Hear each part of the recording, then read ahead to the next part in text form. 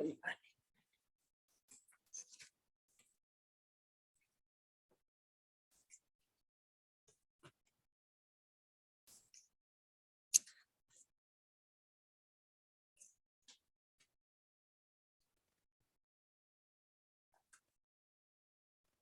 जो एक शुद्ध विकार वर्जित अचल परम पदार्थ है, जो एक ज्ञायक भाव निर्मल नित्य निज परमार्थ है, जिसके दर्श व जानने का नाम दर्शन ज्ञान है, वो नमन उस परमार्थ को जिसमें चरण ही ध्यान है।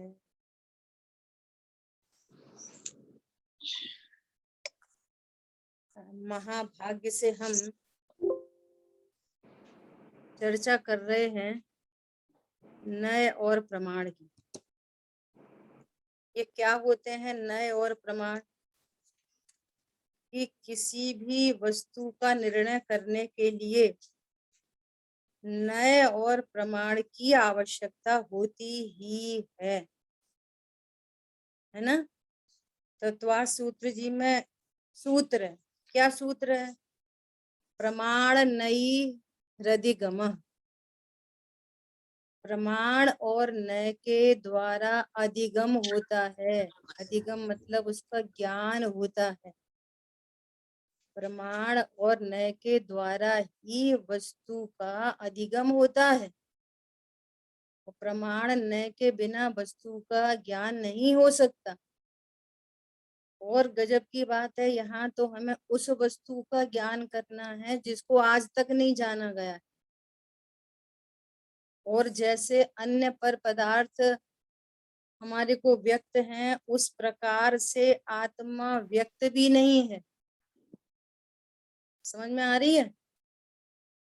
जिसको अनादि से जाना नहीं है और वर्तमान में व्यक्त नहीं है, ऐसी वस्तु का हमारे को ज्ञान करना है। क्यों करना है? ऐसी वस्तु का ज्ञान क्यों करना है? क्योंकि जो मैं हूं उसको मैं जानता नहीं, और पर को अपना जानने से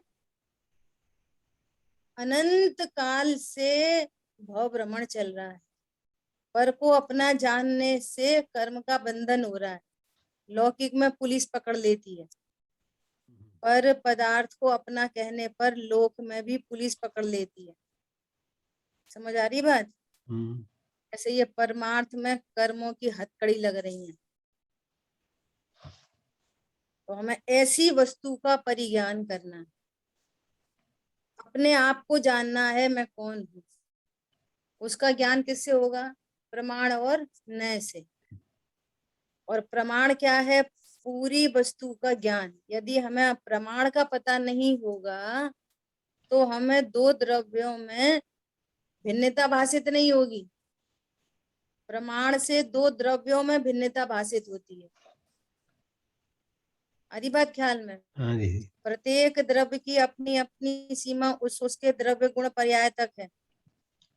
और यदि हम ऐसा नहीं जानेंगे तो सीमा को तोड़कर क्या हो जाएगा? अतिक्रमण हो जाएगा। फिर ये ज्ञान कहता है कि मैं शरीर का कार्य करता हूँ और तुम शरीर का कर सकते नहीं। ये प्रमाण सीमा ही टूटी हुई है अनादि से। इसलिए प्रमाण को जानना जरूरी है। एक बार मैं ऐसा जान लूं कि मैं देह नहीं, मैं चेतन हूं, तो सम्यक दर्शन हो जाएगा कि नहीं हो जाएगा? नहीं बोलो। होगा, नहीं होगा। नहीं होगा। प्रमाण में भी किस वस्तु का आश्रय लेना है?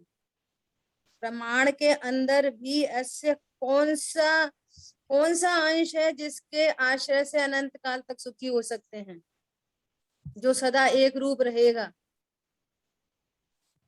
है ना? जैसे आम का एग्जाम्पल चल रहा है कि वो आम हो गई प्रमाण की वस्तु।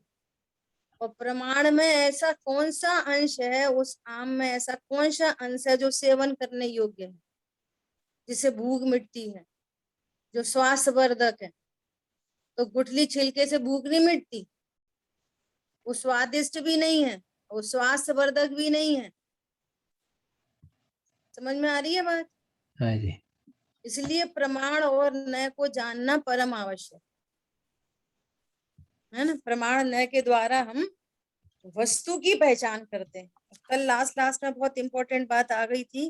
क्या बात आ गई थी? कि प्रमाण में ऐसी सामर्थ्य नहीं है कि प्रत्येक अंश को भली भांति बता सके, लेकिन नय में ऐसी क्वालिटी है कि वो अन्य अन्य धर्मों को गौड़ करके एक एक धर्म को मुख्य करके उसके बारे में भली प्रकार से जान सकता है। हाँ जी। है ना। अब हम ये निर्णय कर लेंगे कि इस पूरी वस्तु में ऐसा कौन सा अंश है जिसका आश्रय लिया जा सकता है, जो आश्रयभूत है ना।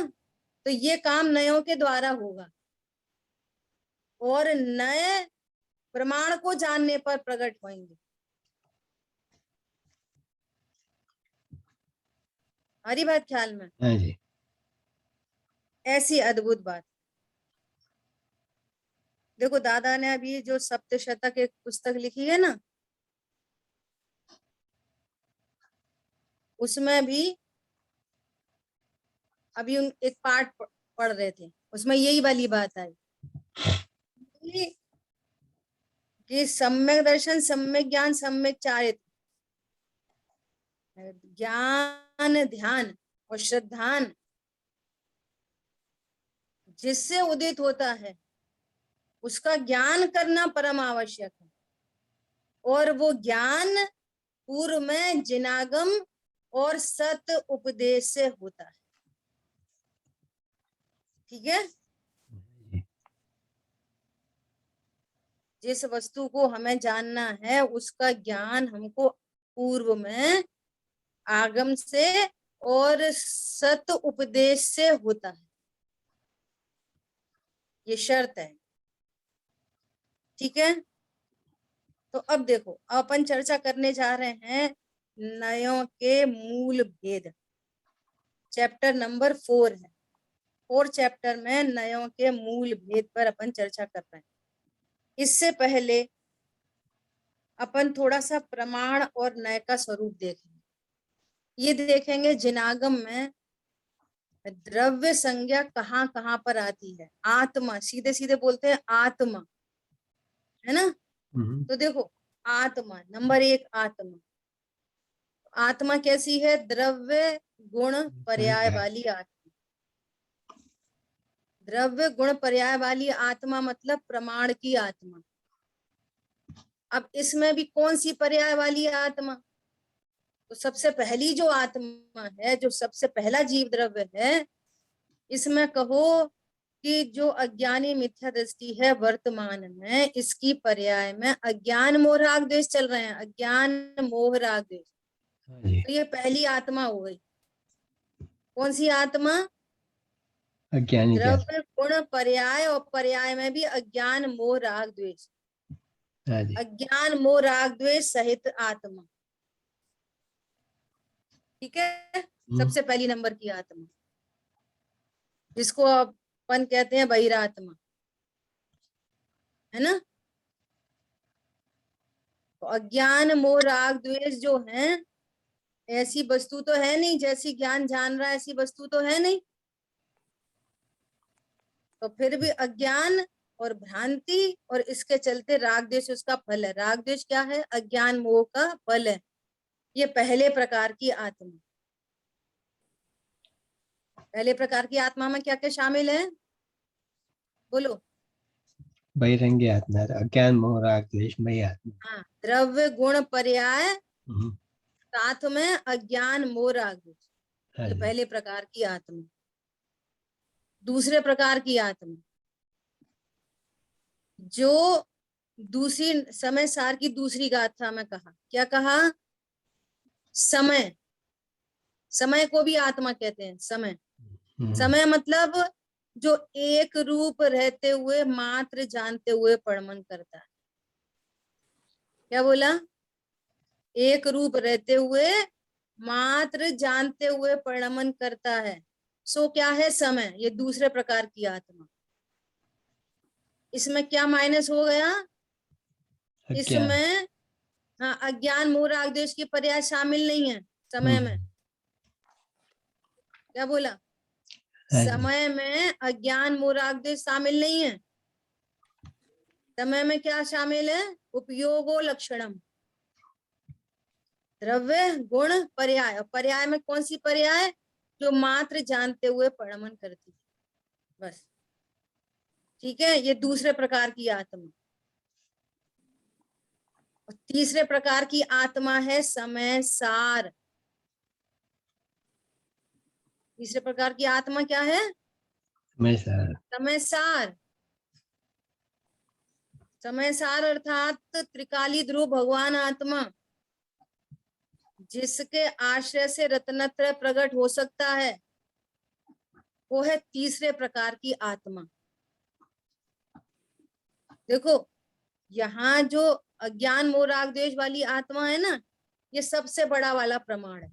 तो जहाँ अज्ञान मोह राग द्वेष है, तो जहाँ राग द्वेष है वहां कर्म भी है, और जहाँ कर्म है वहां शरीर भी है ना?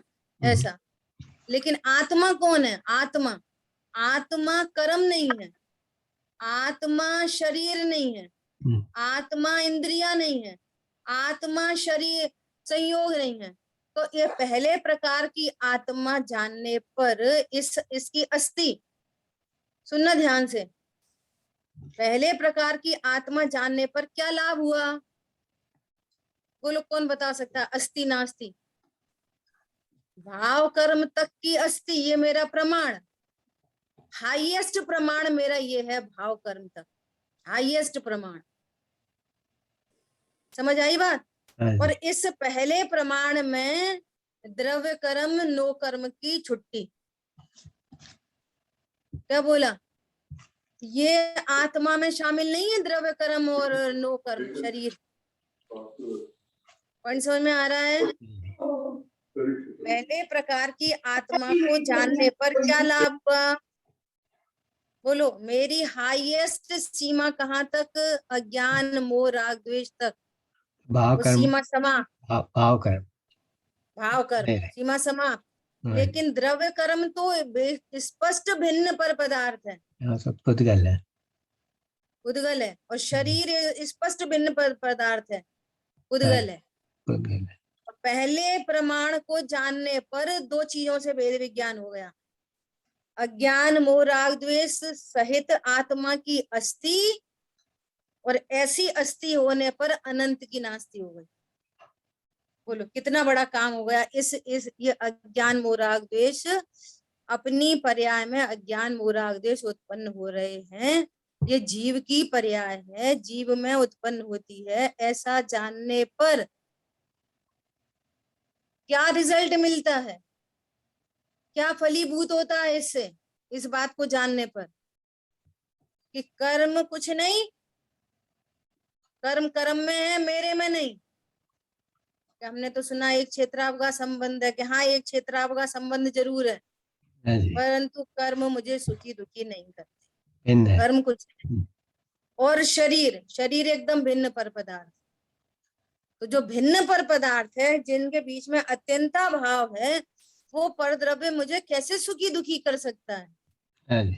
बोलो, जिसको मैं स्पर्श नहीं करता, जो मुझे स्पर्श नहीं करते, मेरी मेरी सीमा बाउंड्री वॉल के बाहर है जो चीज है, वो मेरे को कैसे सुखी दुखी कर पाएंगे? समझ में आ रही है ये हाँ पर जी। की भिन्नता? तो ऐसा जानने पर अब क्या, पंडित साहब की ये रचना चल रही है 2 दिन से सुबह, क्या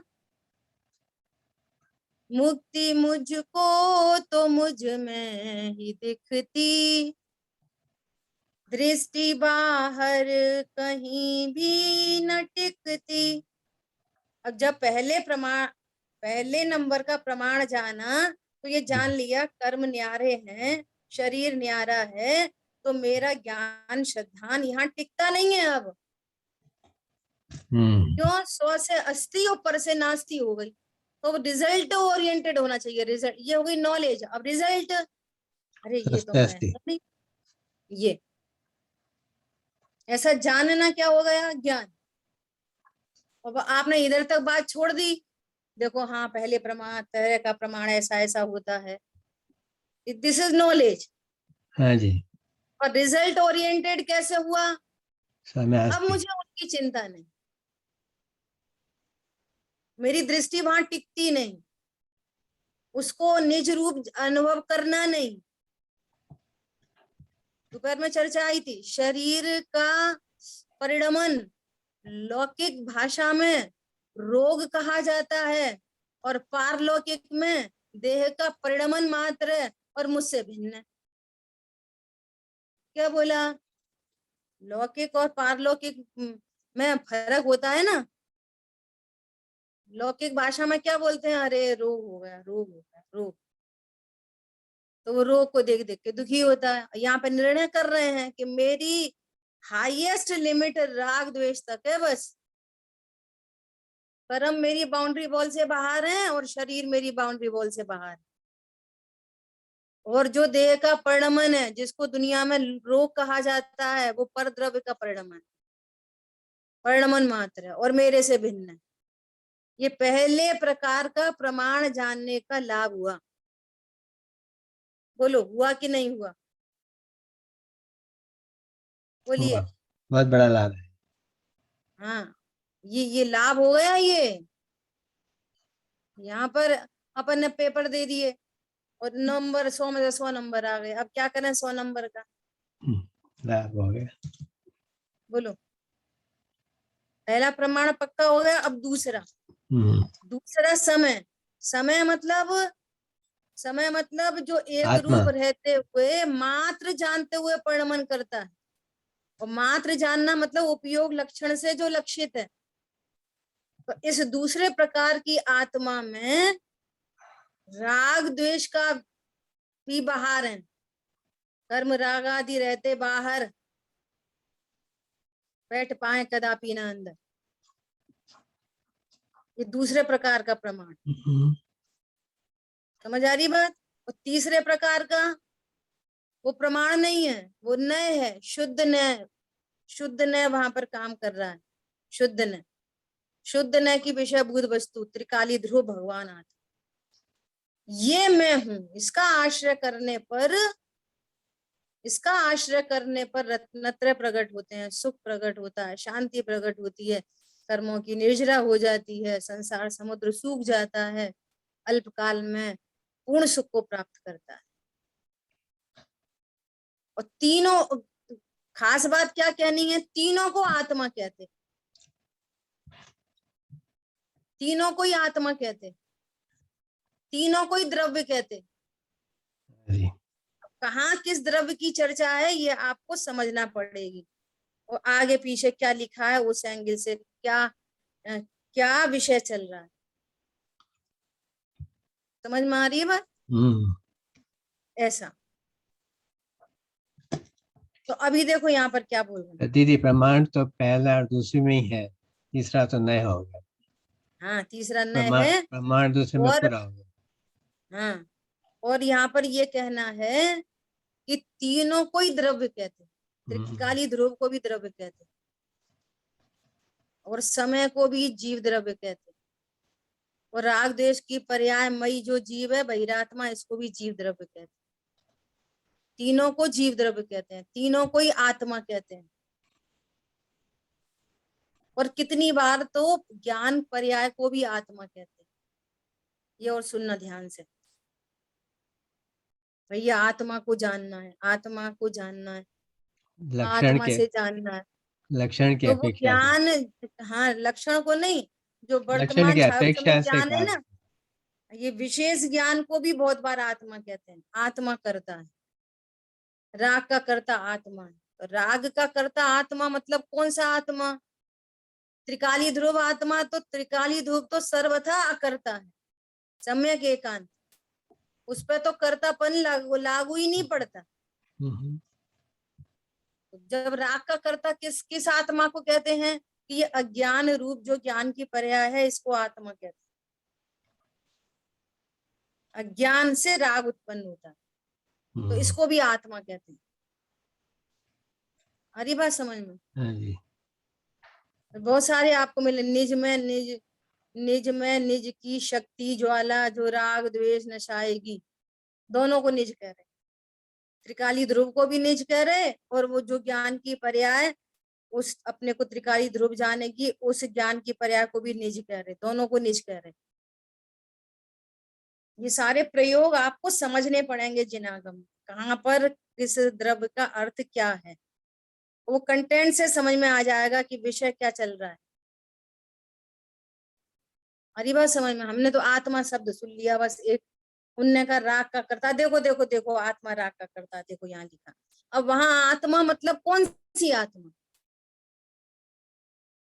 ये समझना पड़ेगी बात आप। क्या यार? हाँ, ये आपकी जिम्मेदारी है, ठीक है। देखो एक एग्जाम्पल के द्वारा प्रमाण और न्याय का थोड़ा सा और खुलासा देख। जैसे किसी ने बोला सोने की अंगूठी, क्या बोला? सोने की अंगूठी। तो इस सेंटेंस में आपको कितनी चीजें दिख रही हैं? सोना, दो चीज, द्रव्य, सोना, पर्याय। हाँ, और अंगूठी द्रव्य और पर्याय, एक पर्याय, साथ। द्रव्य और पर्याय। हाँ, तो क्या हो गया ये द्रव्य और पर्याय? प्रमाण। हाँ जी। ठीक है, सोने की अंगूठी ये प्रमाण हुआ। अब इस प्रमाण में ये सामर्थ्य नहीं है कि वो अंगूठी को देख ले कि सोने को देख ले। अब आगे का जो काम है ना, जैसे आप शॉप पे गए कि भैया अंगूठी दिखाओ, तो वो क्या बोलेगा? किसकी चाहिए? चांदी की भी है हमारे यहाँ, सोने की भी है हमारे यहाँ, पीतल की भी है। तो आप क्या बोलोगे? द्रव्य की बात करनी पड़ेगी, सोने की अंगूठी। हाँ जी। अब आप सोने की अंगूठी देख रहे हैं, है ना? तो अब जिस समय आप सोने की अंगूठी देखने लगे, तब मुख्यतः किसकी हो जाएगी? पर्याय की। डिजाइन देखनी है, कौन सी आजकल डिजाइन चल रही है, कैसी है। अब बस अब प्रमाण से छूट के किस में आ गए? ऑटोमेटिक देखो विधि चल रही है, हाँ जी। ये हमको विधि करनी आती है।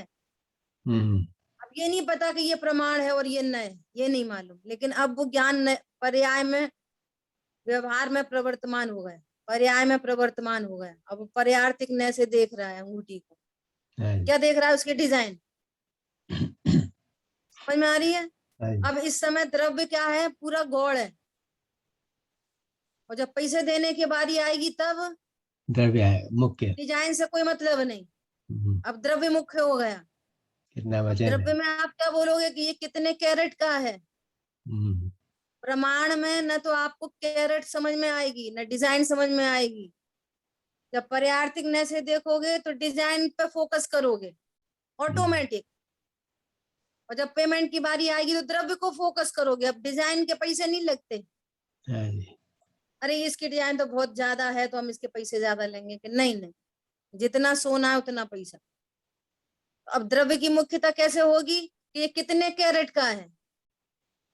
22 कैरेट का है, 18 कैरेट का है, 20 कैरेट का है, तो पैसा किसका दिया जाएगा? कैरेट जितना का मूल होएगा, कितने ग्राम का है? जितने ग्राम का होएगा वो। तो अब ये द्रव्य दृष्टि काम कर रही है, वहां पर्याय दृष्टि काम कर रही थी। और जब अपन ने स्टार्टिंग में बोला तो प्रमाण की बात हो गई, सोने की अंगूठी। अरे बात समझ में? और देखो द्रव्य और पर्याय कथनचित अभेद होते हैं। तुम बोलो कि अंगूठी कहीं और है, सोना कहीं और है, ऐसा नहीं, कथनचित अभेद है कि भैया ये जो अंगूठी है यही सोना है। सोना कहीं बाहर हो, अंगूठी कहीं बाहर हो, ऐसा नहीं, कथनचित अभेद होते हैं। आपने कथनचित शब्द क्यों लगाया? कि कथनचित भेद है। कैसे भेद है? कि अंगूठी का नाश हुआ, अब हमें अंगूठी से कुंडल बनाना है, तो अंगूठी के नाश होने पर द्रव्य का नाश नहीं होता, हाँ जी। तो कथनचित भेद है। और यदि सर्वथा अभेद होते और पर्याय का नाश होता तो द्रव्य का भी नाश हो जाता। हाँ ये जी। लॉजिक। हाँ जी। और कथनचित उसका भेदपना और कथनचित अभेदपना पूरा बहुत ख्याल में, बहुत सुंदर है ना। तो ये प्रमाण और कितने प्रकार के प्रमाण और नए प्रमाण का प्रयोग, ये अपन ने एक लौकिक एग्जाम्पल से पूरी बात समझने की कोशिश की। क्लियर। अब देखो फोर्थ चैप्टर पढ़ते हैं। फोर्थ चैप्टर में क्या चर्चा आ रही है? नयों के मूल भेद, नयों की उपयोगिता, स्वरूप और प्रामाणिकता पर विचार करने के बाद यह प्रश्न उठना स्वाभाविक है कि नए कितने प्रकार के होते हैं। तो जिनागम में भिन्न भिन्न स्थानों पर भिन्न भिन्न चर्चा की गई है। कितने प्रकार के नए की चर्चा है पूरे जिनागम में? हमें नाम तो कम से कम पता होना चाहिए। तो कह रहे हैं निश्चय व्यवहार नय, द्रव्यार्थिक पर्यार्थिक नय, नयगम नय, संग्रह नय आदि, ये 7 नय है ना। शब्द नय, अर्थ नय, ज्ञान नय, ये 3 का एक अलग डिपार्टमेंट है। एक ये नय, फिर द्रव्य नय और भाव नय, और फिर प्रवचन सार में वर्णित 47 नय। कितने प्रकार के हो गए? 6 प्रकार के ग्रुप नयों के। ठीक है। अब देखो क्या कह रहे हैं, 29 पेज पे बोल्ड लेटर्स में लिखा है, नयों के मूलभूत निश्चय और व्यवहार ये 2 भेद माने गए हैं। उनमें निश्चय न तो द्रव्याश्रित है और पर्याय न पर्याय आश्रित है, ऐसा समझना चाहिए, है ना। इन्होंने द्रव्य स्वभाव प्रकाशक नए चक्र की 182 गाथा कोड की है। तो उसमें लिखा है कि उक्त गाथा में निश्चय व्यवहार को मूल न बताते हुए द्रव्यार्थिक पर्यार्थिक न को उनका हेतु कारण कहा गया है, जबकि उसके तत्काल बाद द्रव्यार्थिक पर्यार्थिक न को ही मूल न बताने वाली गाथा भी वहां उपलब्ध है।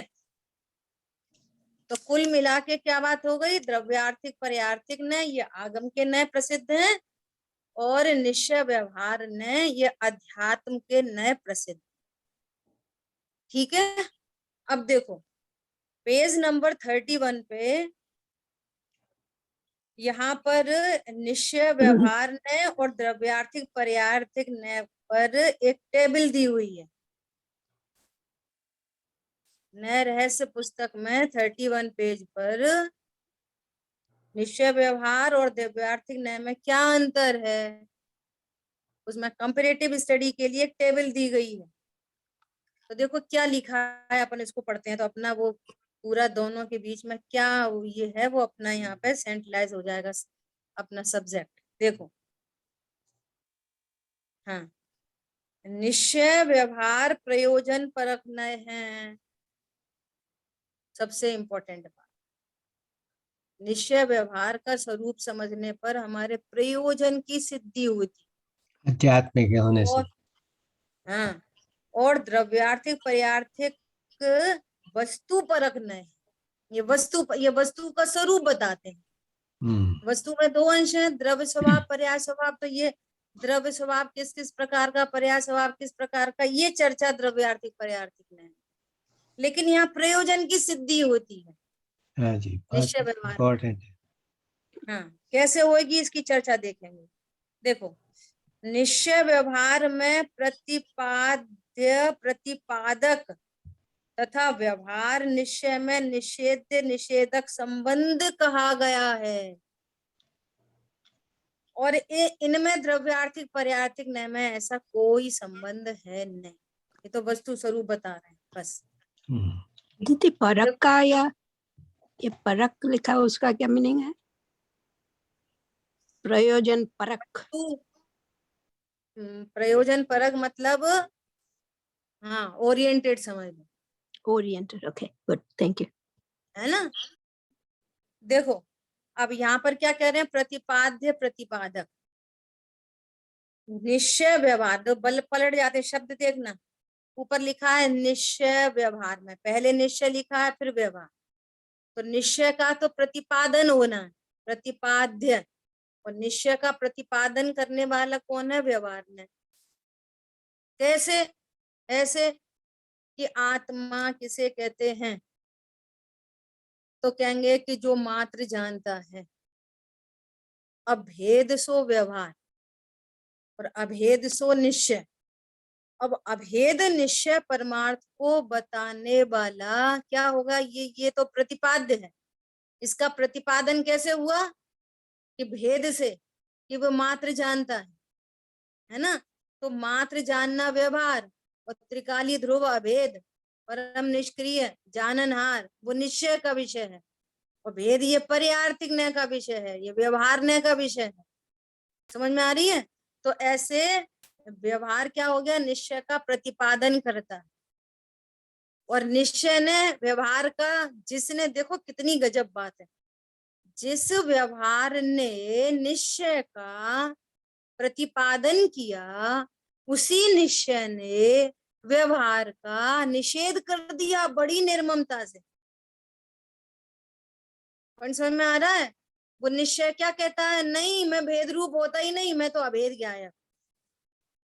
उसने जानने वाले का निषेध कर दिया। समझ आ रही बात। जो व्यवहार ने कहेगा कि आत्मा संगी पंचेंद्री है, तो वो व्यवहार ने क्या बता रहा है, कि ये संगी पंचेंद्री पनाज इंद्रिय पनाज शरीर में, इस शरीर में जीव विराजमान है, उसका ये पर्पज है। तो संगी पंचेंद्री है, ऐसे व्यवहार ने के वचन ने परमार्थ का प्रतिपादन किया है। यहाँ पर तुम जीव देखना, और परमार्थ ने कि जीव कभी भी इंद्रिय वाला होता नहीं, वो अतीन्द्रिय महापदार्थ है। निश्चय ने व्यवहार का पूरा निषेध कर दिया 100%। तो इन दोनों में निश्चय व्यवहार और व्यवहार निश्चय में, एक में प्रतिपाद्य प्रतिपादक संबंध है और एक में निषेध निषेधक संबंध है।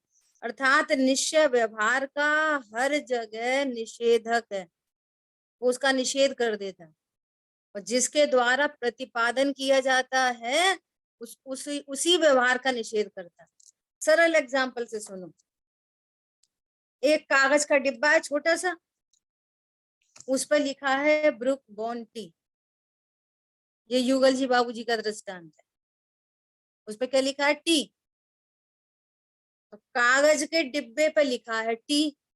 तो कागज के डिब्बे ने ये प्रतिपादन किया कि इसके अंदर चाय है ना। हाँ जी। तो जिसके ऊपर टी लिखा है वो टी नहीं है, और जो टी है उसके ऊपर टी नहीं लिखा। क्या बोला, तो उस टी ने क्या किया कि वो कागज का निषेध। कागज के डिब्बे, ये डिब्बा टी नहीं है। तो उस पर हमने जब डब्बा खोला तो हमने यूज किसका किया, जिसका प्रतिपादन किया गया उसका यूज किया, और डिब्बे को फेंक दिया। हाँ जी। क्या करा डिब्बे को, नहीं ऐसे थोड़ी, देखो इसने तो बताया था इसका कितना उपकार है, हे भगवान प्रभु आपका क्या उपकार है। प्रभु कह रहे हैं तुम उपकार छोड़ो, तुम हम जैसे देख रहे हैं वैसे अपने को देखो। क्या बोला। हाँ जी। देखो, जो मैं कल बोल रही थी ना मैं, कि एक पॉइंट मिसिंग हो रहा है प्रदीप भाई के प्रश्न पे, वो ये मिसिंग हो रहा था। अब मुझे अब उसको सुबह याद आ गई थी। क्या मिस हो रहा था, कि कैसे हैं हमारे सर्वज्ञ भगवान। बोलो कैसे हैं, वीतरागी सर्वज्ञ और हितोपदेशी। हाँ जी। आप उनकी हितोपदेशता देखो जरा।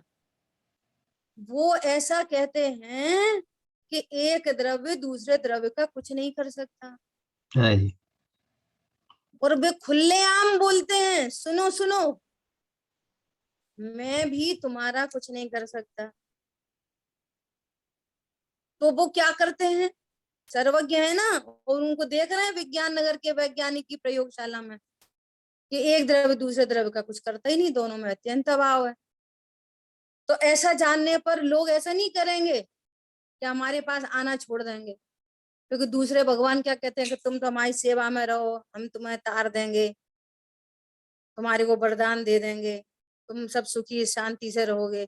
हमारे भगवान तो ऐसा कहते ही नहीं है। देखो उनकी सर्वज्ञता, उनकी वीतरागता नहीं ख्याल में आ रही। उन्हें किसी द्रव्य, किसी से राग नहीं, वे तो वस्तु स्वरूप बताएंगे। तुम आके हाथ जोड़ो कि मत जोड़ो, पैर छुओ के मत छुओ, आओ के मत आओ, वस्तु स्वरूप ये जो हम देख रहे हैं। एक द्रव्य दूसरे द्रव्य का कर सकता है। ये बोलो, ये उनकी सर्वज्ञता, क्योंकि ये वस्तु स्वरूप है। सर्वज्ञता और किसी के प्रति राग नहीं, ऐसा नहीं आहा हमारे शरण में तो आज असंख्य लोग हो गए, आज हमारे शरण में तो सौधर्म इंद्र आया है, इसको बोलो अरे अरे तुम तो बहुत समझदार हो, अरे आज तो लोकांतिक देव आए हैं, अरे अरे इनकी प्रशंसा करो। कुछ नहीं, ऐसी वीतरागी हैं वे, ऐसे सर्वज्ञ हैं, इसलिए उनकी कहा हुआ हर कथन अनुकरणीय है। फिर भी जिन शासन में कितनी गजब की बात कही गई है। ये कही गई है कि प्रयोजन परक बातों को आज्ञा से नहीं मानना। क्या बोला? प्रयोजन परक बातों को आज्ञा से नहीं मानना, परीक्षा करना, और अप्रयोजन भूत बातों की परीक्षा करने मत जाना, समय शक्ति बर्बाद होगी, उनको आज्ञा से मान ले। कैसे सुमेरु पर्वत का आकलन करोगे? बोलो, कौन सा लॉजिक लगेगा? कैसे देखने जाओगे? असंख्यात द्वीप समुद्र कैसे देखोगे? तुम्हारी सामर्थ्य से बाहर है। असंख्य तो शुद्ध ज्ञानी के ज्ञान का ही विषय नहीं है, असंख्य है ना। और हम अपने अनंत गुणों को जान लेते लॉजिक से, सर्वज्ञ भगवान के ज्ञान से।